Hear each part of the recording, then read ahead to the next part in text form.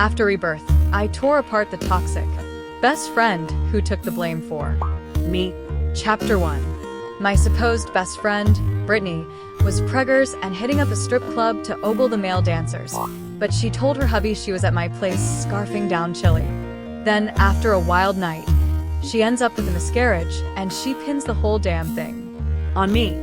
Her husband, Chad, a real meathead, shows up at my door with his buddies, swearing he's gonna make me pay. Before I could even explain, he beat me to death. Like, dead. I blinked, and suddenly I was back the day Brittany asked me to cover for her. Again, seeing Chad stomping up to my porch, I just laughed. She was the one who wanted to go out and act a fool when she's pregnant.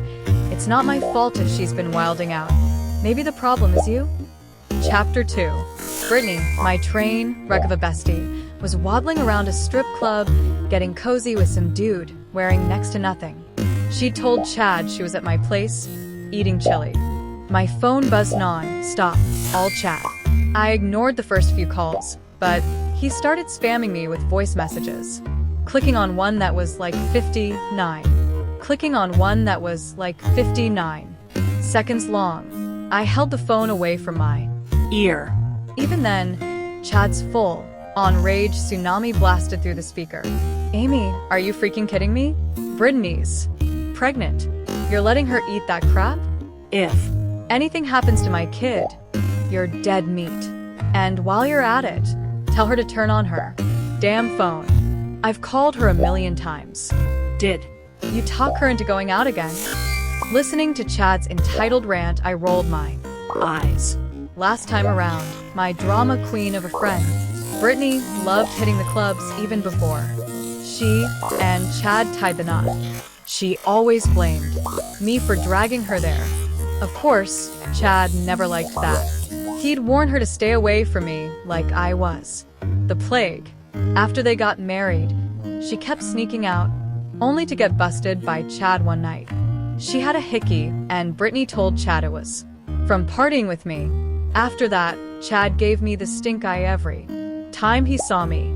Then I overheard him talking to Brittany. Brittany, is your friend into girls? You better not let her turn you gay. Brittany giggled. What are you worried about? Even if she wanted to, she doesn't have that kinda. I blushed at the conversation but was too embarrassed to set the record straight, and grew distant from Brittany.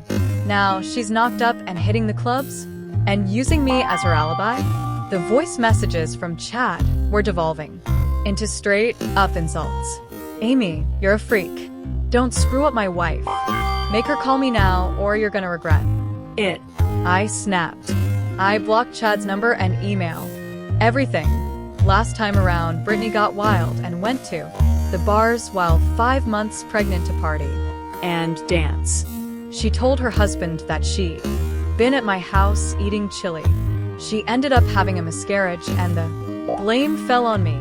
She claimed I dragged her to the club, got her drunk, and that's what killed her baby. Chad went ballistic. He didn't even wait for the police to investigate. He stormed my place with his cousins and beat me to death. And me? I'd just gotten engaged to my boyfriend. We were supposed to be taking engagement photos that day. Instead, it became my funeral. My parents couldn't handle it. They both got sick with depression and died. Hearing Chad's voice again, I just seethed. I still remembered the pain. This time, I'd protect my family no matter what. But Chad showed up with his mom, Karen. Chapter 3. The doorbell rang. I thought my pizza was here.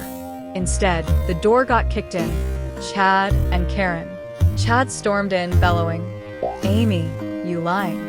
Witch. Where's my wife? You won't answer your phone, won't reply to texts. Are you dragging Brittany into some shady stuff again? Karen chimed in with a fake, sweet tone. Amy, honey, you're getting up there in years and still single. Are you sure everything's okay with you? Seeing their accusatory faces, I clenched my fists. Normally, I give them a piece of my mind, but I knew what that led to. I needed to play it cool. I took a deep breath and forced a smile. Brittany's supposed to be resting at home, isn't she? I have no idea where she is. Last time around, Brittany said she was at my house when she went to the bar. After the miscarriage, her husband went to my house and beat me to death without listening to me.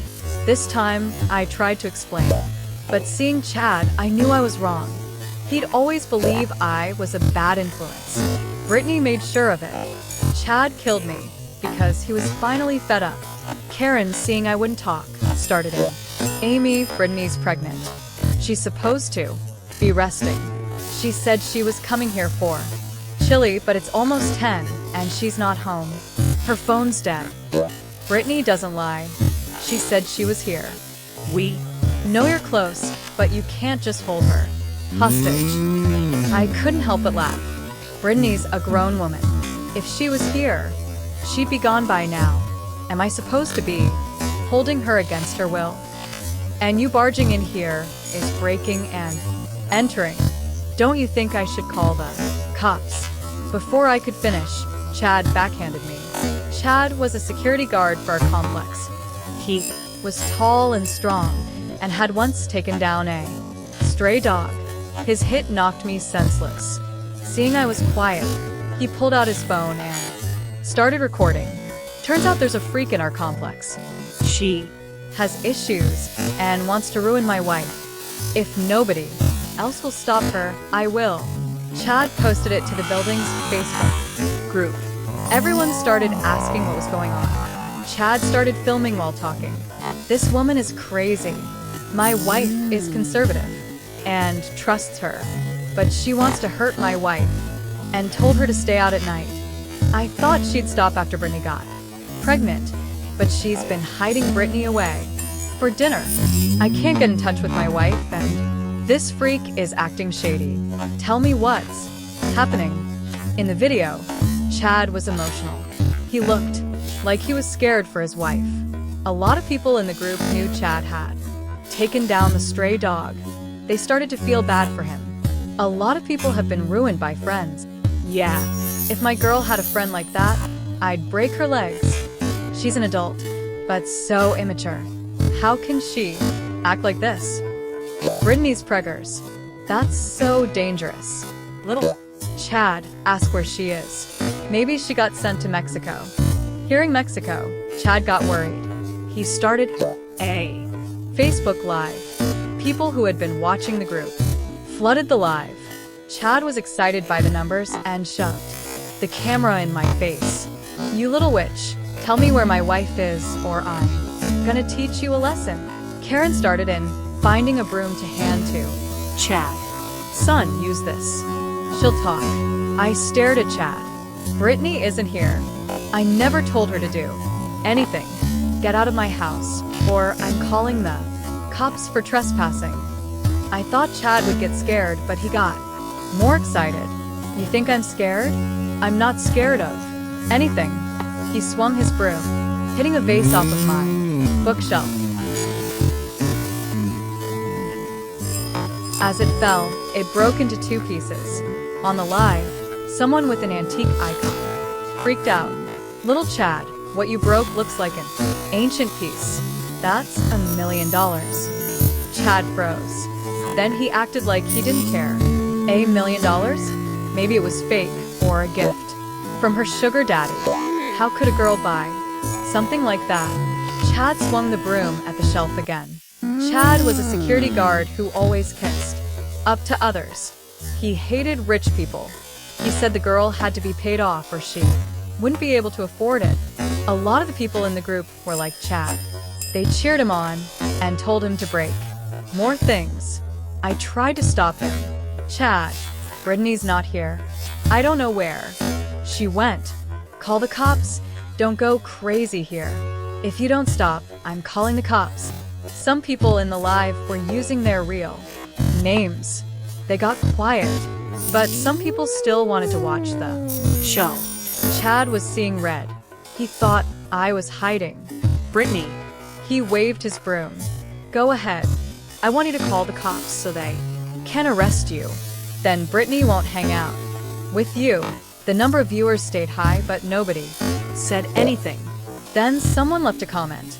I saw this girl come home late at night. She's. Always getting picked up by fancy cars. She. Was hugging the old guy driving the car. She's up to something. Chapter 4. That set off the lie. She was putting on a show, and then she turned out to be a gold digger. Right? A respectable complex like this shouldn't. I looked at who had commented. It was my Neighbor, Deb. Deb was paranoid. She was always saying I was too loud. I went on vacation for a couple of weeks, and she called me to yell. She didn't believe me. When I got back, my fridge had been turned off, and the food was all rotten. Deb thought I was too loud and wouldn't pay for it. I hated her ever since. I didn't think she'd try to call me out here. When Chad saw the comment, he was thrilled. I knew it. How could she afford this nice place? If she wasn't with someone, she's not just a freak. She's a gold digger. Since you won't listen, I'm gonna teach you a lesson.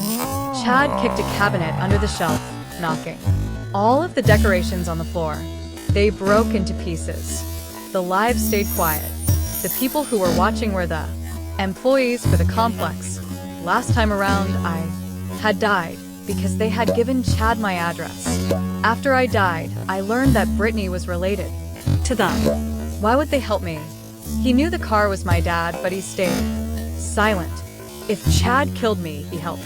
I found the employees and tagged them on the Facebook group. You can tell the security guard and his mom. It's not what they think. I'm being framed. Sure enough, one replied. Amy, you and Brittany have always been close. She got married, but you didn't stop being friends. Tell Chad what happened, so he stops. You tell them, so they leave you alone. People in the group commented. He's right. Her husband is probably just worried. Tell them where she is and they'll leave. Right. She's so quiet, but she's got a lot of issues. Can we kick her out of the complex? She'll bring down the price of the houses. Girls these days don't want to work hard. They just want things to be easy. They're ruining society. She's right. If my daughter was like that, I'd break her legs. The viewers in the live stayed. Then someone left a comment. Little Chad, run. The cops are here. Chapter 5. Chad scoffed. That bitch called the cops. What are they gonna do? I'm ridding the world of evil. People in the group were telling Chad he was doing a good job. He was excited to do something about it. He was going to break the things in my house. With the live going, Chad broke all of my porcelain dolls. They were priceless. He also ruined all of my photos. Chad had gone too far. He had gone to jail before for breaking and entering. When the cops got there, Chad acted differently. He tried to blame me. The woman is a freak. Brittany was supposed to come here for chili, but she hasn't been home all night. She must have been kidnapped. Help me get my wife back. Instead, the cop asked, who called? I spoke up. I did. Chad broke into my house and destroyed a lot of stuff. The cop looked at the mess and asked Chad, did you do this? Chad got nervous. I'm just worried about my wife. This woman must have taken her. Chad started pulling on the cop. I didn't get her permission, so stay back. Chad backed off. The cops wrote everything down and then asked me, what about Brittany? Are you close? He said, she got lost at your house. I shook my head. Brittany is a friend from high school. I don't know where she went. She told her husband she was coming here for chili, but I'm allergic. Why would I eat chili? Chad and I both spoke. The cops asked me to call Brittany. I got her number, and Chad gave me a nasty look. Amy's gonna lie. She's been shut off all night. She sent her to Mexico. The cop got serious.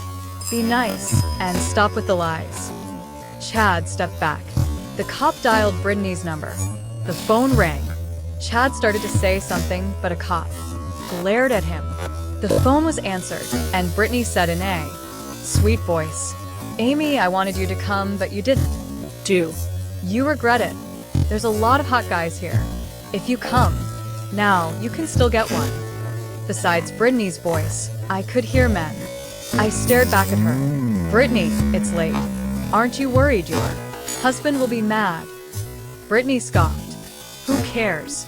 Tell him I'm at your place for chili, and I'm sleeping over. He's dumb, so he won't figure it out. As Brittany spoke, I glanced at Chad.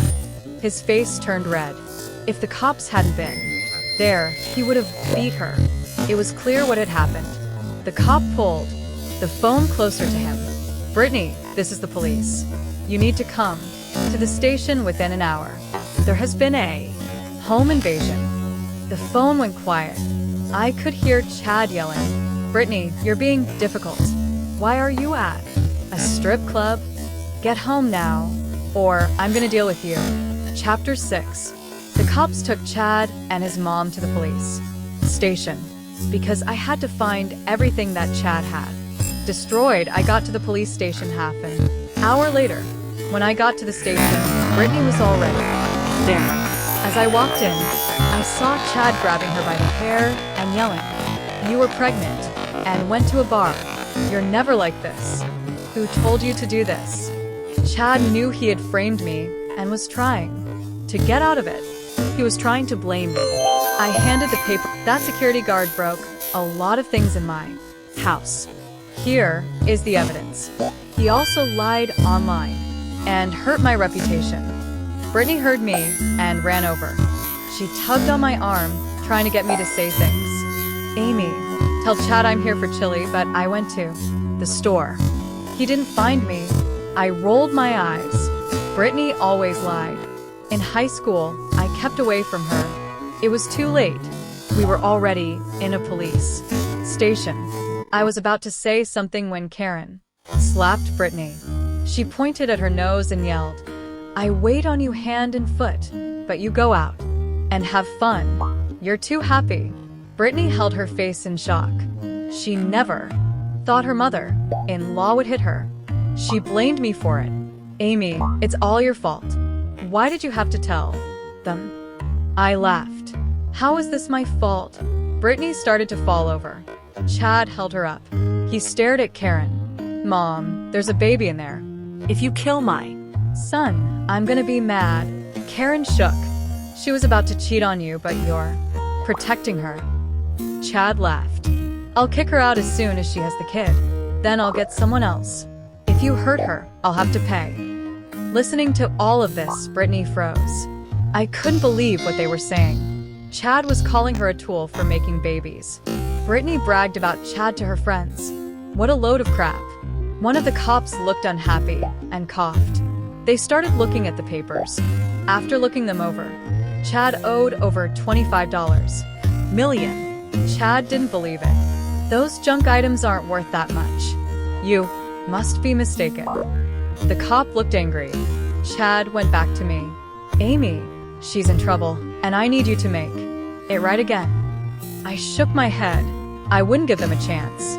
Chad got on his knees and pleaded with me. "Amy, we've been friends for a long time."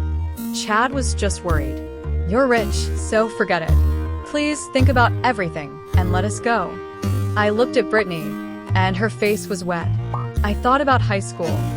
She had used me a lot. She never did anything to hurt me, so I didn't think much about it. I never thought of this. People grow and get used to things. I pushed her back. "Your husband destroyed a lot of stuff. You don't know it, but he lied about me in a lie. If I press charges, you're gonna have to pay a lot." If they wanted me to let them go, they were dreaming. Chapter 7. Chad also got 3 years in jail because he broke into my house and lied about me online. Brittany cried and begged me to sign a letter. If I did, Chad wouldn't have to go to jail. I smiled and tore up the letter. Why would I let Chad go? Brittany looked at me angrily. "Amy, you're destroying my family. I'm gonna make you pay." I smirked. "That's your true nature. Whatever you want to do is up to you. Let's see what you've got." Last time around, because of Brittany, I had died. This time around, Brittany's kid was still alive. I still couldn't let my guard down.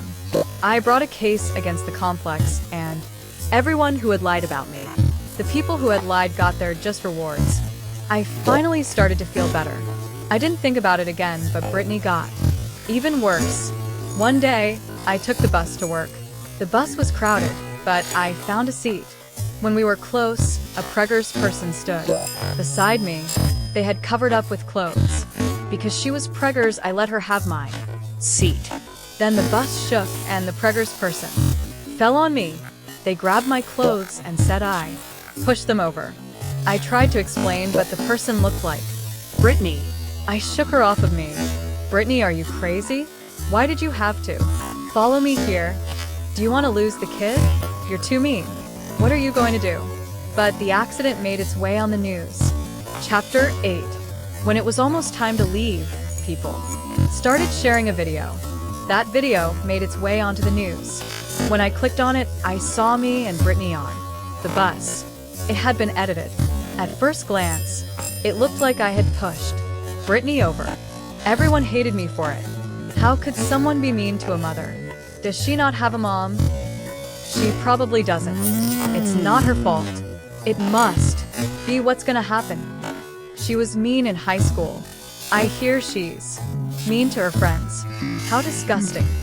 When I was leaving, everyone at work was talking about me. My friend sent me a message. She said the video had been viewed over 10 million times. Someone had also found my information and posted it online. I laughed and said it was okay. A stranger sent me a dead person's clothes. I asked the security guard to check the video and got a call from a stranger. It was Brittany. She said she was proud. Did you get my gift? Since you're being difficult, I'm not gonna let you get away. A gold digger like you must like making people pay. You already have what you need, but you're making others fail. I'm gonna make you fall from where you are. Brittany got more and more excited. I hung up. Did she think that would get to me? She was underestimating me. I pulled together the phone logs and evidence of her hitting the clubs and getting her husband arrested. Then I made a video and posted it online. To make sure, I paid $100,000. Right away, everything changed. People hated Brittany. It was a scam. She's preggers and hitting the clubs? That's disgusting. Right. Her husband hit her because she went to another person's house. Now she's trying to get them to let her go. Her kid's gonna be in trouble. If I was him, I wouldn't want to be born. At that point, another video was trending. That day on the bus, someone got a video of Brittany falling. The video showed Brittany pulling me down. It wasn't me who did anything. Also, the edited video was fake. I hired a technician to find the video. It was Chad's brother. That family was too bad to be true. Everything had changed. I heard that Brittany had lost the ability to go out. She had depression. Chad's mom came to see me. Chapter 9. When I came out, she got on her knees and gave me lunch. Miss, I'm sorry about Chad and Brittany. Chad's in jail, and Brittany can't leave the house. She gets mad. Please let her go. She's preggers and I don't want anything to happen to my kid. As she spoke, she knelt. I stepped back. He did it. I'm not gonna sign any letter. Don't come to see me again. It was her, so she had to do it. She asked for it. Why would I? Karen nodded. I know. If you can let her go, I'll do whatever you want. I looked at her and said, if Brittany leaves me alone, I won't do anything to her. It was like she had been freed. Karen smiled. She handed me lunch and ran. She turned back and yelled, Miss, I made this lunch for you. I'm asking for forgiveness. I started to throw the lunch in the trash. I went to a friend who tested foods. They did the test, and I was shocked. The food had an overdose of cyanide. I called the cops right away. Chapter 10. When the cops and I got to Karen's, she was on the floor crying. Looking in, Brittany was on the couch. She was dead. The cops looked closely, and I learned what had happened. Karen hated that I had destroyed her family. She got cyanide from a friend. She made a dish and added the cyanide. The lunch was too small. She left some of the dish in the kitchen. When she left, Brittany had come home. She ate the food. Karen got back to the house and Brittany was Dead. She shook her head and said, "I didn't want it to be this way." The cops pulled out the paperwork. Karen saw me walk in and tried to attack me. The cops pulled her away. She lost her mind and yelled, "It's your fault. You killed my son and his wife and kid. I'm gonna make you pay." I shook my head. "You did it. Why are you making me pay? I wanted everything to be better. Now it's destroyed." Karen killed someone. The cops put her in jail for the rest of her life. The cops said Karen killed herself the first night. She said she didn't have anything left. Yes, if she hadn't tried to hurt me, she would have been okay. Now, everything was gone. I didn't feel bad for her. I didn't feel bad for her. If she hadn't tried to hurt me, this wouldn't have happened. After Karen died, it was all over. In 5 years, Chad would get out of jail. I knew what would happen. I had overcome the issues, stayed away from Brittany, and now I'm gonna start a new chapter of my life. I didn't die this time, and my parents didn't die either. I was very fortunate.